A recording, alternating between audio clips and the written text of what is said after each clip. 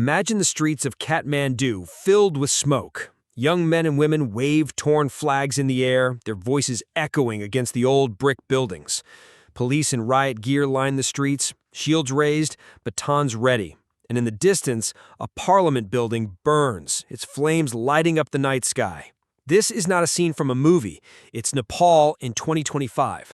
Nepal, a small Himalayan nation known for its breathtaking mountains and peaceful image, is suddenly on the global news for something entirely different: mass protests, violent clashes, and the fall of its government. But here's the big question. Why are the people of Nepal protesting?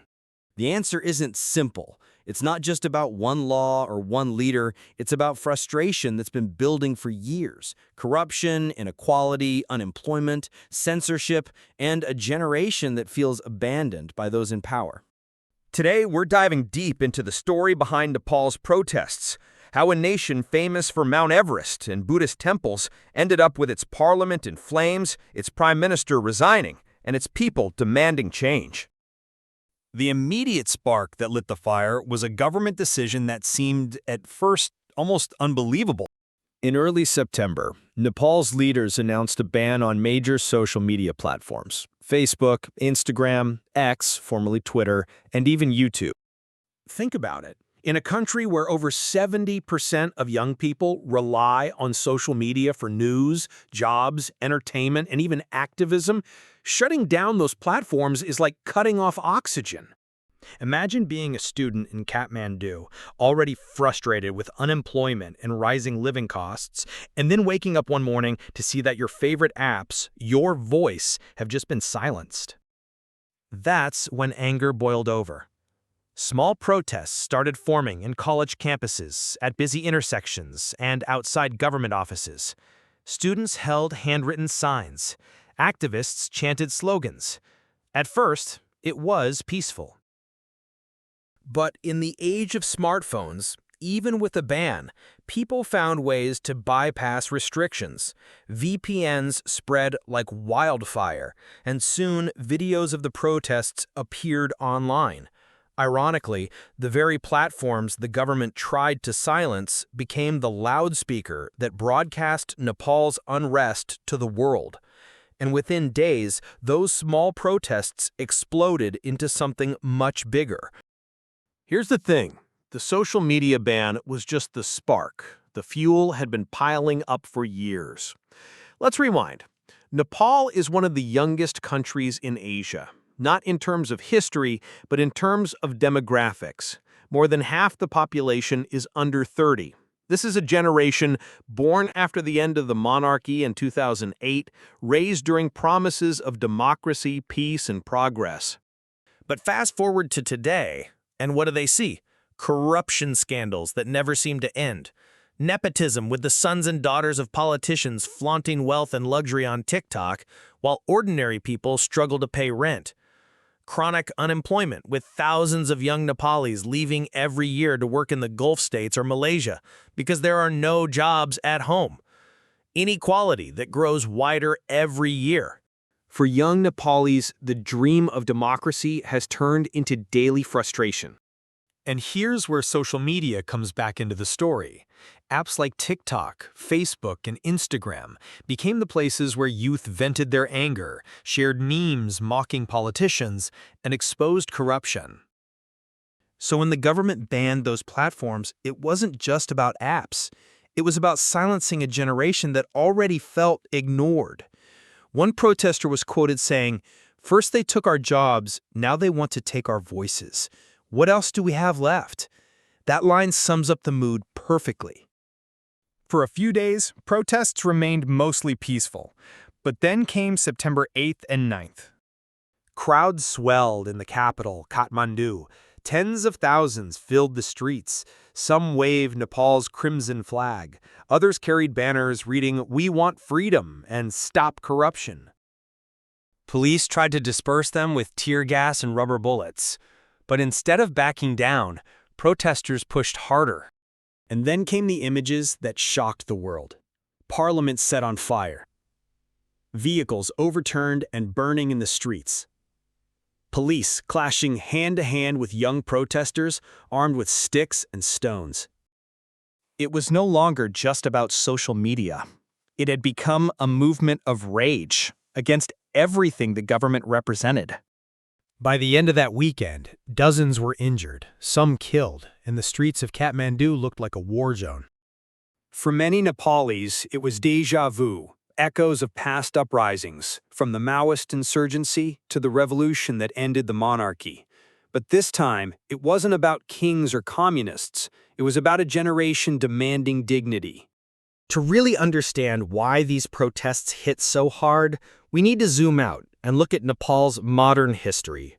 Nepal was for centuries a monarchy, but after a bloody civil war and years of unrest, the monarchy was abolished in 2008, replaced by a federal democratic republic. That moment was supposed to be a new beginning, but instead of stability, Nepal entered a cycle of endless political drama. Since 2008, Nepal has had over a dozen different governments. Prime ministers come and go like seasons.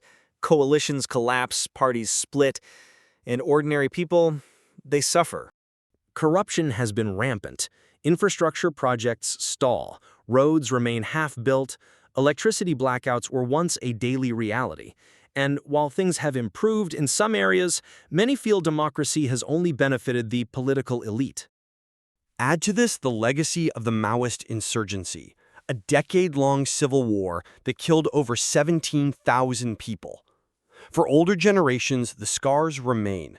For younger ones, the memory is a warning. When people lose faith in politics, violence fills the gap.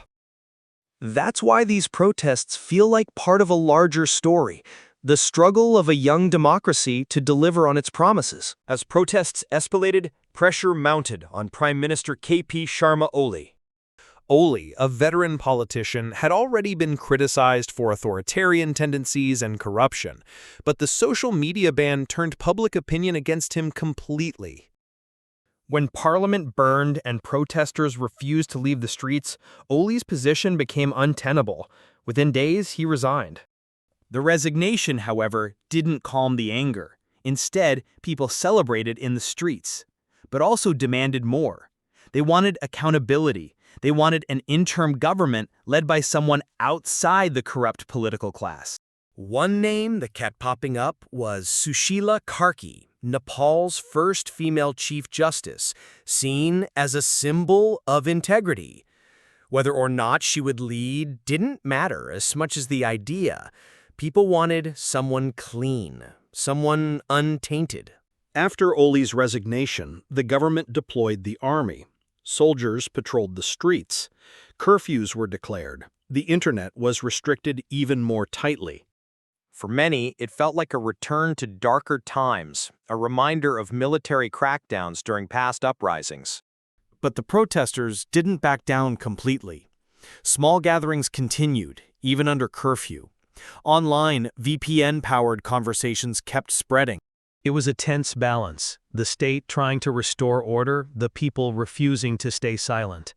If all this sounds familiar, that's because it is. In recent years, we've seen youth-led protests rise in places like Hong Kong, Sri Lanka, and even across the Middle East during the Arab Spring. The themes are always similar: corruption, inequality, censorship, a young generation demanding a voice. Nepal's story is unique, but it's also part of this global wave. The world is watching, not just because of Nepal's politics, but because it raises a bigger question. What happens when governments fail to listen to their youth? So where does Nepal go from here? The protests have already changed the political landscape.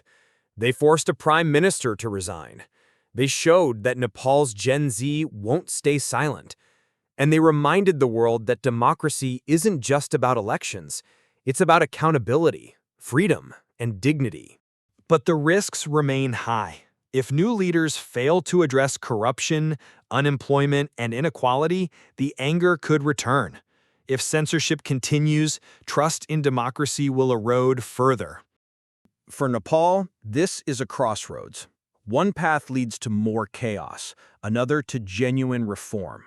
And the choice will depend not just on politicians, but on the power of ordinary people, the same people who filled the streets, lit the fires, and demanded change. So the next time you hear about Nepal, don't just think of Mount Everest or temples. Think of the young protesters who stood up to their government, who demanded more from their democracy, and who showed the world that even in the smallest of nations, the voice of the people can shake the halls of power. Because at the heart of it all, Nepal's protests are not just about apps or politics. They're about one timeless truth. When people feel silenced, they will always find a way to speak.